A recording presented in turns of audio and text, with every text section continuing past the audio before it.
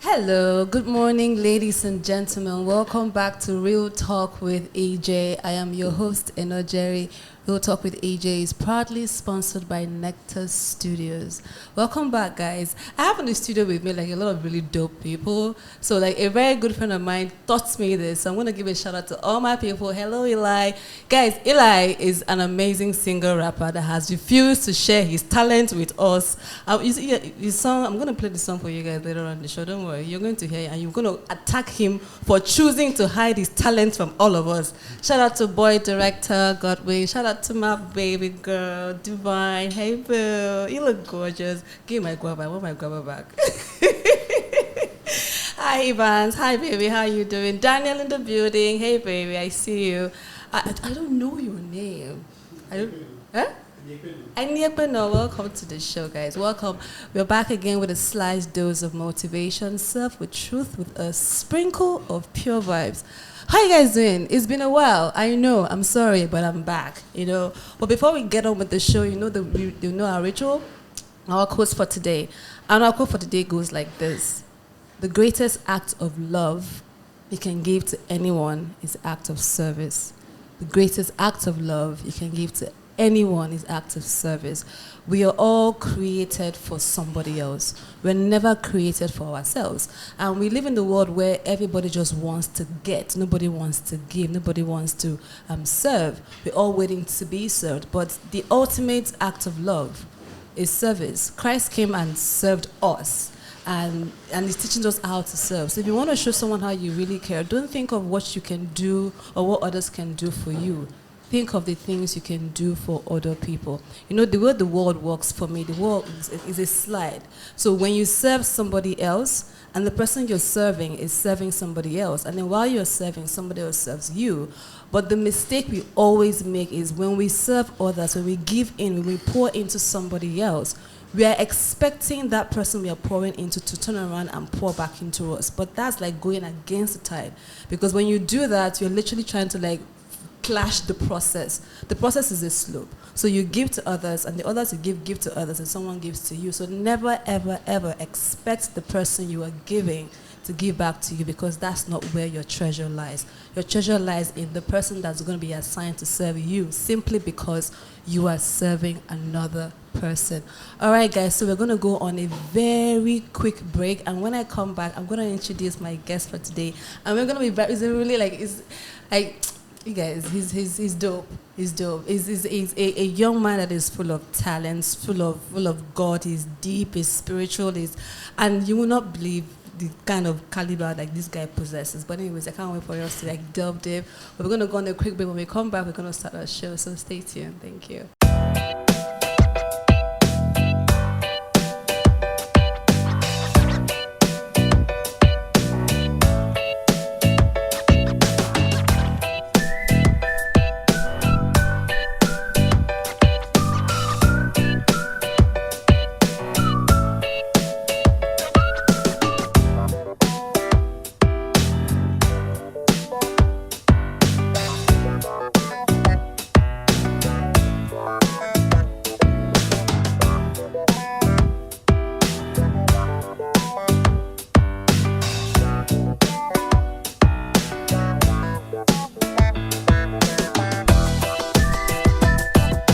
Welcome back to Real Talk with AJ. I'm your host, Eno Jerry. Guys, today we are going to be talking about a topic that I think a lot of us don't hear enough about, and it is potential. What is your potential? What are you carrying? But before we delve in, I want to introduce guys to my guest for today. His name is Mr. Isaac Nkeruem, a.k.a. Mr. Zack. Zack the designs, Zack the stylist, Zack the fashion brand. Hi, baby. Good to be here, man. Thank you for coming to the show. I've been longing for you to come to town so we can sit down and do this. So when you told me you were around, I was like, it's a lie. I'm not letting you go until you come and bless us in this studio. I feel the pleasure is mine, really. Because watching you do this thing, and I'm like, oh, I wish I can just be there. See you? I was not expecting to sit here. I was just expecting to be like in the room when you're doing it. Wow. So I feel privileged that you. Oh, thank you. Come. The honor is actually mine. Thank you. So tell us about like who is Isaac? Because I know you to be a man of many talents, but who is Isaac? Okay, I like to say first of all, a child of God.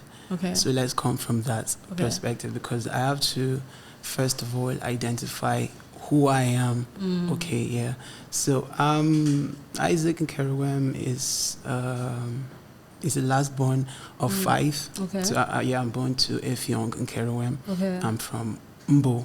Okay. In Oron Nation. Okay. And I am into a lot of things, like you said earlier. Yeah. Okay, so I actually studied music, University of Uyo. Okay.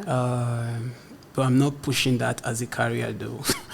Yes, we're gonna talk about that. Don't be like Eli. He's singing and putting his products behind closed doors. I've not put out anything out there on music here. Okay. So I'm actually pursuing a career in fashion. Okay. And I'm also serving in church. Okay. Okay, so I feel that's like the best thing for me, because that's where I feel a lot more fulfilled.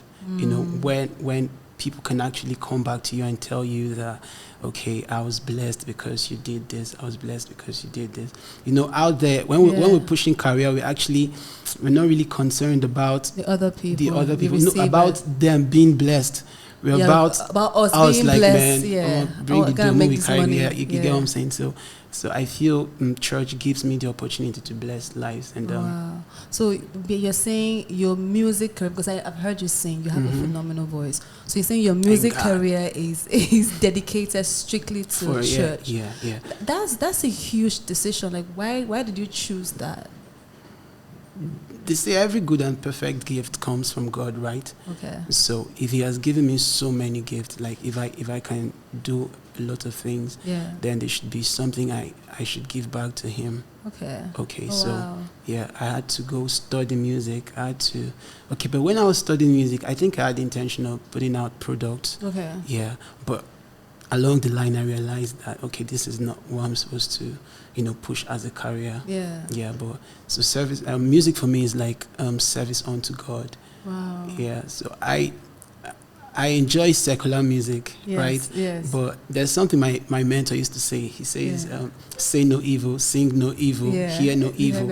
Okay, so I know I'm hearing it, but I don't want to sing it. Oh, okay, so even if I'm singing it in my closet, it's not like something I want to push. Like, it's not the way I want people to perceive me. Okay. You understand? Okay. So I want to do it the God way. Yeah. That's beautiful. That's beautiful. Because I know we had a conversation a few days ago, and I was like, you went to school and studied music for 4 years, only to not put it out anywhere else except in the house of God. Like, that's a very huge sacrifice.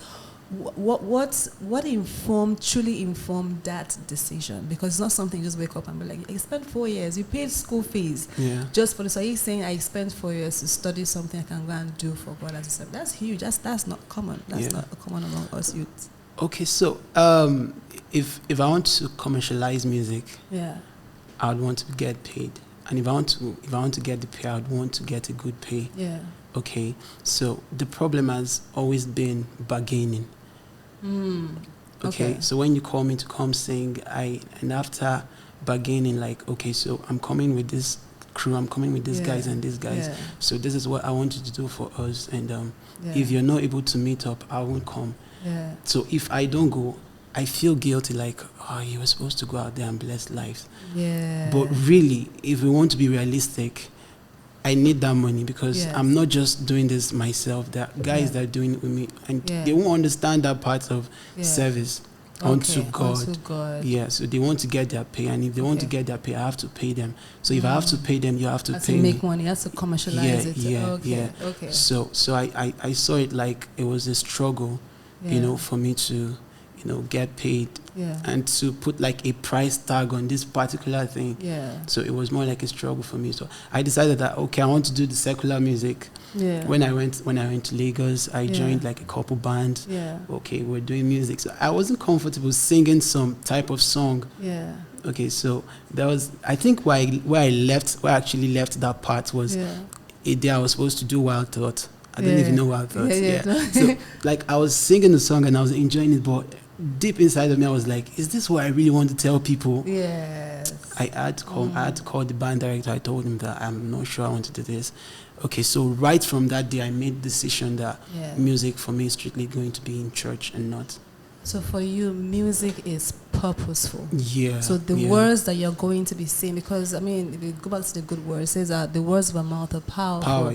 So if you're going to be declaring something over the lives of people, it should be something that would bless them. It's something that when they come in and listen to you, and then they leave, they feel like, I feel edified, I feel fulfilled. So it's very intentional for you. Because I feel words are really powerful. Okay, so I've said certain things over my life that I've seen come through. So it gives me the conviction that words are really powerful. So if I want to say a word over someone, okay, I have to be really intentional about what I'm saying. And I have to be sure that whatever I'm going to say over you is going to be something you can run with. And so if I see you tomorrow, I'll be proud of myself that, oh, I declared this thing over this person and it worked. So it shouldn't be something that probably later in the future when I am like, okay, maybe let's say I'm not planning to be a pastor. I'm just using this as an example. Okay, like I'm a pastor and I'm driving on the street and I see someone actually living the words I said over them when it's not in line with God's will for them. Okay, so I'm saved and they're not saved. That's your responsibility. So I was like, no, I have to be really intentional about the words that I put out there. Do you know, because I know at the end of the day, we are all going to give account of every single word that we said. So a lot of us are very irresponsible with our words. The words we speak over ourselves, the words we speak over other people. Even in the midst of anger, like being angry or being upset or being filled with emotion is not an excuse. You said what you said, so either you have to give account for it or you because it's recorded for you. And a lot of us, especially parents, we say these things subconsciously, but I mean, like they say, the walls have ears, the spirit have ears. The spirit doesn't recognize, doesn't see your heart. Like, okay, that's what she meant. No, just this is what it picks the words that you say. So the moment you say, "I am not good enough," "I am stupid," immediately that registers, and you don't know when you start to exhibit stupidity. Those words, exhibit those words, start living them out, and you keep asking us, and then the more you experience it, the more you keep saying it. Oh, and my things are getting bad for me, and they get worse for you, and you keep thinking, oh, my village people, no, village people, now it's your fault. You spoke it over your life. And I also think a lot of us are irresponsible, for lack of a better word, with what we carry. Our topic today is potential. And I know that there is no human being that is walking on earth that does not possess something that is supposed to bless another person. Well, a lot of people keep asking, what is potential? What's the difference between potential and talent? Like, what's the difference between these two things? Okay, for me, I think potential is like a latent qualities. Like something that you carry, something that you have. So you have to activate it for it to work. So potential is just there, like it's there. It's nothing something untapped. It's something we all came in with. I'm trying to think of a perfect example. Okay, let's assume I wanted to come on this show. Then this show is actually happening. And I want to come on this show. And I'm outside. Okay. I need to get into this place. So let's assume this is my potential, right? Then I'm outside. So this thing is actually really happening. It's there. But I need to walk into the room and possess it. So that's how potential is. So it's there, it's available. We just have to recognize it, and activate it. I read a book by Miles Monroe, rest in peace, Miles Monroe. He said the wealthiest place on the planet Earth is the graveyard. Because that's where all the inventions, all the solutions are buried. The people that never even scratched the surface of what they were capable of doing. A lot of them left the world because it got so frustrating. Maybe they kill themselves or tragedies happen. But the wealthiest place you can find on is a wealth ground that you can never touch. Okay. I feel a lot of us, we are afraid of success. No, we're afraid of failure, right? Yeah. So when we finally succeed, we just want to stay there. Okay. I don't know if you get. Okay. So success is supposed to be progressive. Yes. Okay. Yes. So when we finally crash success, we want to settle there. We're like, okay, now this is it. This is it for me. This is it. So I'm supposed to be a car. No, I'm supposed to own a transport company. Yeah. But I finally got a car. And I did a taxi. Okay, and I'm okay with that. Okay, this is it for me. I have a car and I'm doing a taxi and it's very okay for me, right? So we're not thinking of what other things are there to do. You understand? With this car, okay, what other things can this car birth? Yes. I don't know if you get. Okay, so we just want to settle there that, I have this car and this car is running. Okay, this is enough for me. Yeah. So I feel that's why the grave is wealthy, right? Yeah. Because lots of us, we just crash the surface and we're settled. And we stay there. Yeah, we're settled. So we don't invest in the process. In the progress. Because for you to have gotten that car, that means we don't think that far. Mm-hmm. Okay, if I got this car, what else can I do? Because I didn't know I could get the car. There was a point where I didn't even think getting a car was possible. Yeah. But I'm here now. So if I can get this car, what else do I really have within me that if I press really, really hard, it will birth something else? Yeah. So we don't look enough within to ask and I also feel we forget, because if you want to trace it back, before you had the car, some people had like a bicycle. Yes. Okay. Yes. So they thought of it like, bicycle is not enough for me. I need a motorbike. Yes. Okay. So they got a motorbike and they're like, I think I want to get a car so that when it rains, okay, I can get a shelter, and they get a car. Yeah. So when they get to that point, they forget that there could be something else. I don't know if you get. So when I was here, I needed something. So if I can get here, then there should be something else. But we forget that there could be something else. Or we forget that we have the ability to be able to even attain that something else. Yeah. So we look at a dream or an aspiration like, that's too big. Yeah. It's too big. There's no way I could possibly. I need a lot to get there. But you needed a lot to buy to get to where you are right now. Right? So how did you think you got to where you are right now? So if you, and that's, I think it's a mentality thing as well, because we keep looking like it's not possible, but we feel to like, wait, I got here, Sha. Yeah. So if I can get here, that means there is something else I can do to get to that point. Yeah. But I think it also starts with not knowing. There's a lot of us walk around very ignorant of who we are. Like, we don't know ourselves. We think we know, but because I've seen and experienced some people that say, I know who I am. And then I look at them and I ask them very specific questions about them. And they give me answers that shock me, because if you know who you are, you cannot tell me that this thing should scare you. Mm-hmm. If you know who you are, it's like knowing that I have a key. Like, maybe this room is filled with gold, silver, diamond, whatever, and I hold the key to it.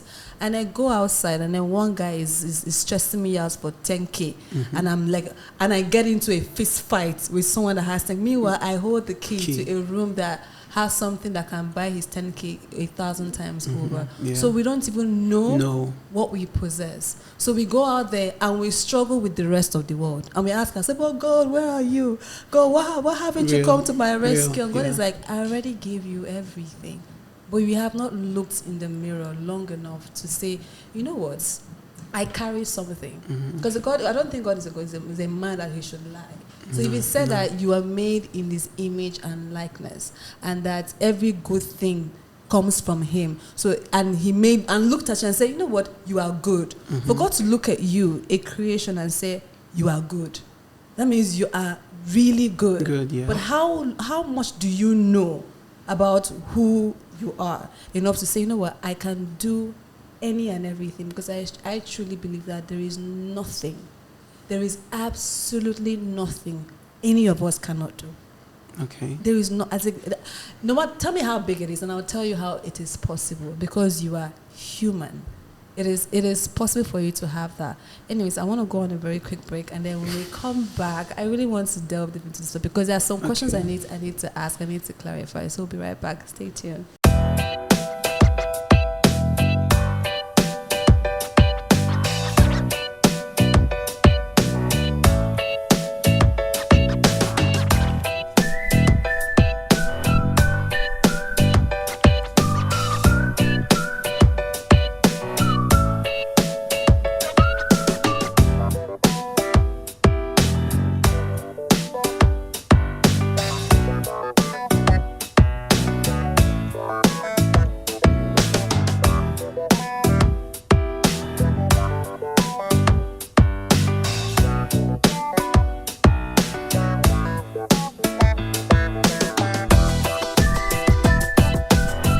All right, guys, welcome back to Real Talk with EJ. So I'm here with Isaac Nkerem, aka Mr. Zack.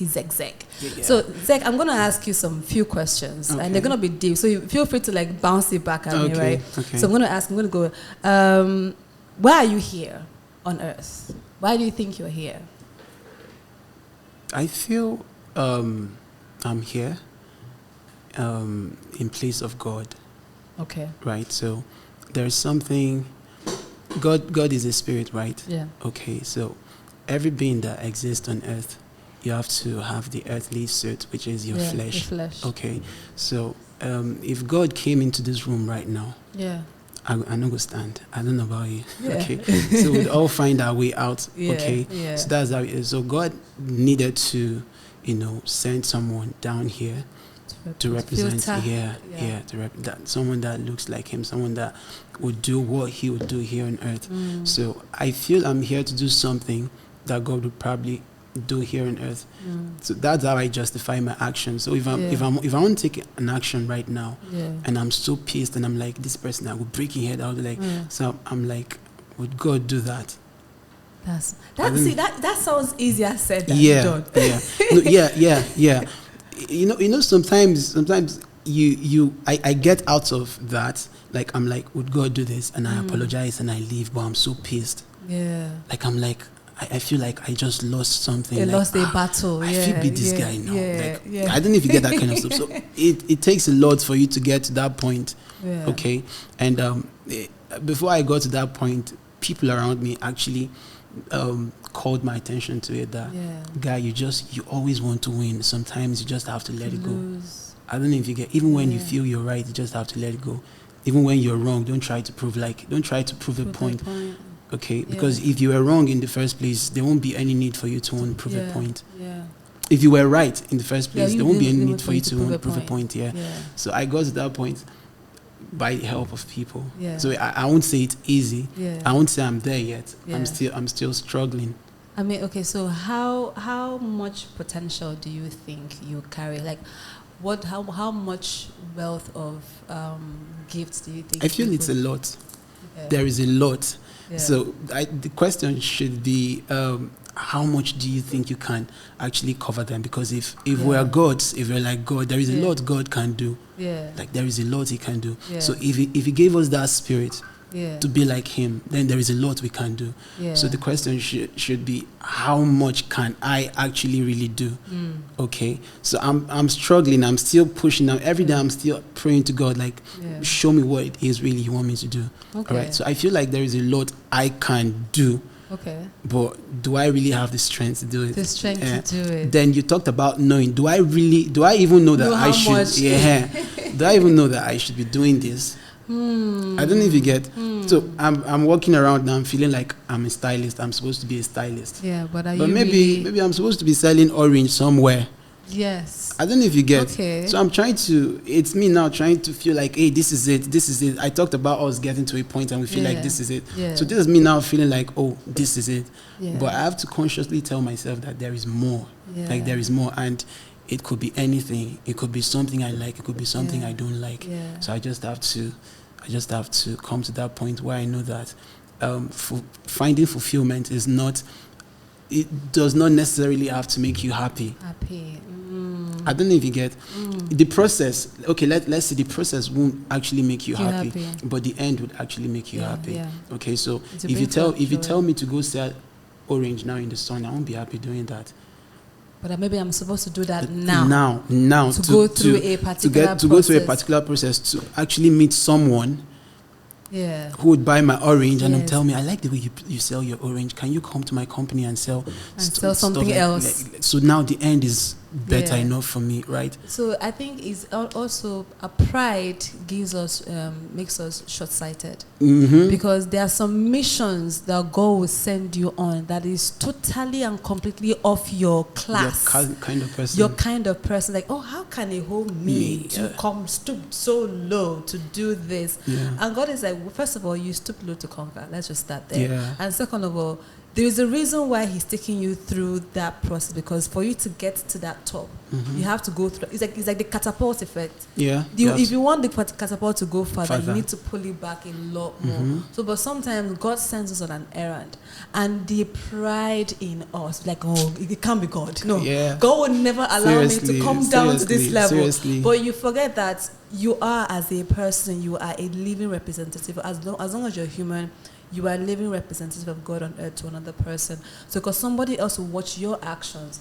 The person that you're doing it to might not necessarily learn from it, but there's somebody in the corner lurking and watching you and watching how you do it. And then they are inspired to do even better. Because if you could do it, then I can also do it too. And you said something about a process. There was a time I was going through a phase. It was so, when you are weeping from the inside. I was so for a week, 2 weeks, I was frustrated, I was depressed. And I prayed and I cried and I heard him say to me, why are you building a tent in a place where you are only supposed to be passing through? Okay. And that thing shook me to high heaven, because I was like, wait, sometimes God just wants you to enter into a tunnel, pick up something, and then run back or just pass through. But we get to the tunnel, we build a fireplace, we build a tent, we build a kitchen, we build a parlor, we sit down there, and we complain about how hot it is.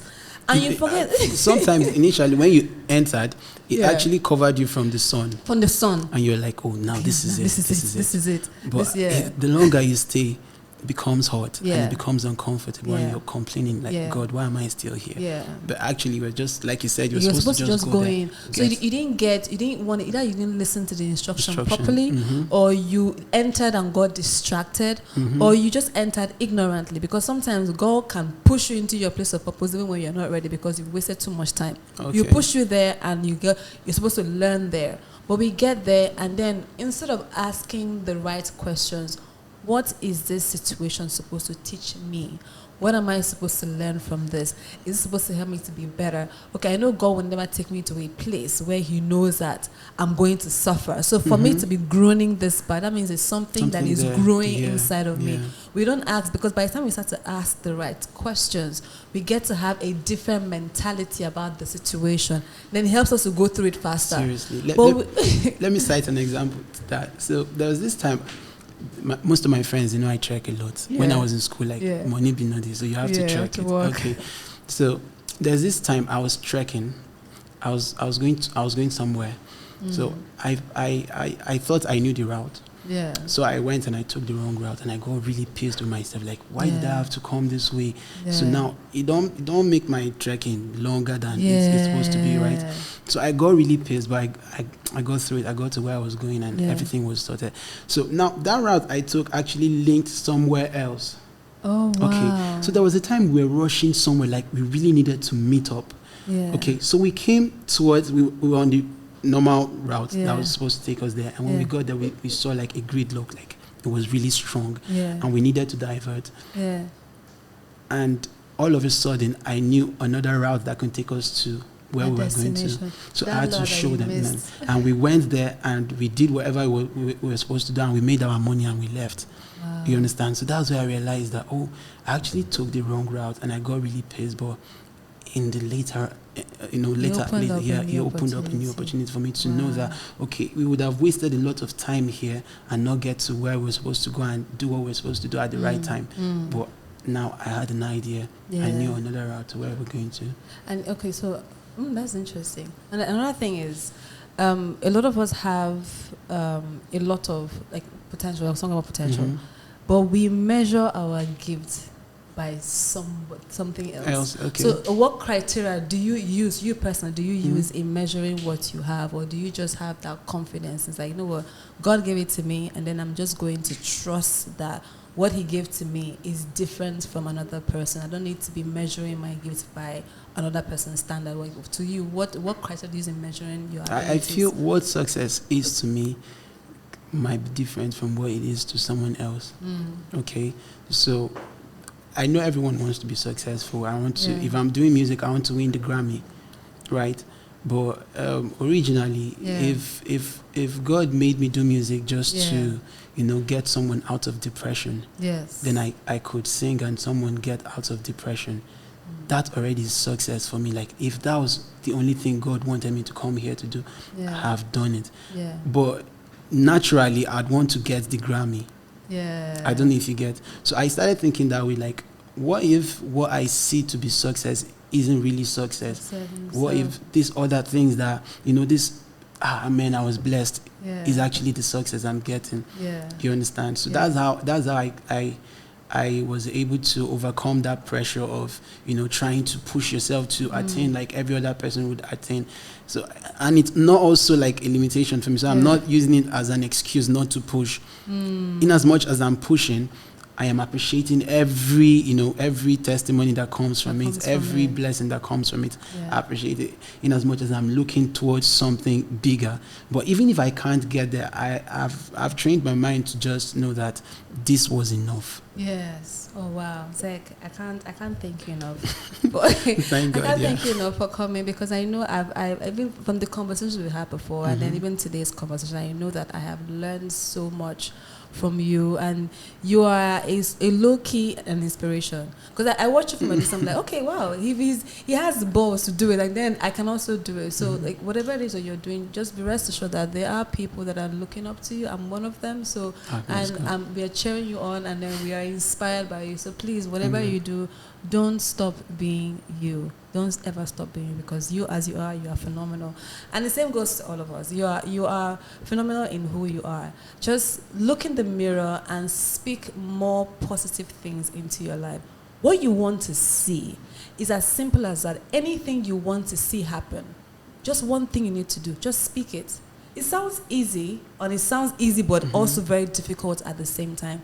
Keep speaking that thing you want, and it will definitely manifest. If you're speaking something negative, then you're definitely going to experience that. So it's just better and easier to start speaking positive into your life. Thank you, Zack. Thank you, guys. This is Real Talk with AJ. I am your host, Enojari, and I will see you next time. Have a lovely day.